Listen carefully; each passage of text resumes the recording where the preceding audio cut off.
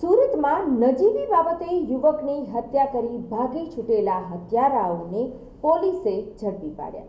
સુરતમાં અસામાજિક તત્વોનો આતંક રોજે રોજ સામે આવી રહ્યો છે, ત્યારે રાત્રિના સમયે યુવાનની હત્યા કરનાર હત્યારાઓને પોલીસે ઝડપી પાડ્યા હતા।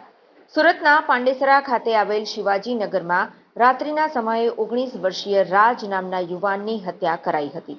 જૂની અદાવતમાં આરોપીઓએ રાજ પર ચપ્પુ વડે હુમલો કરી તેની હત્યા કરી ભાગી છૂટ્યા હતા।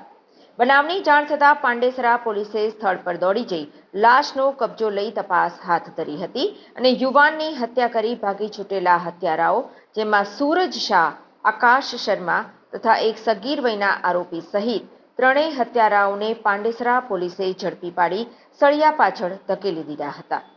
પાંડેસરા પોલીસ વિસ્તારમાં ગઈ તારીખ 9:11 રાત્રે એક હત્યાનો બનાવ નોંધાયો છે।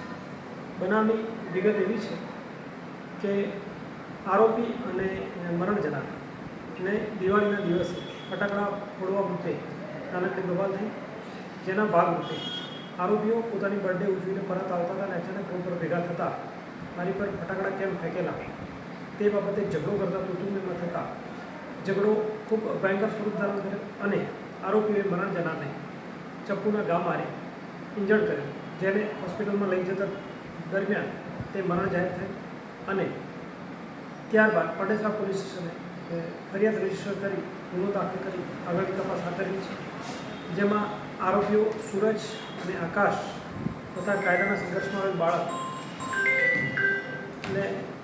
પોલીસે અટક કરેલ છે અને આગળની કાયદેસરની કાર્યવાહી હાથ ધરેલ છે। સર, આમાં કેટલા આરોપીઓ છે? હાલ 2 આરોપી છે અને એક કાયદાના સંઘર્ષમાં આવેલ બાળક।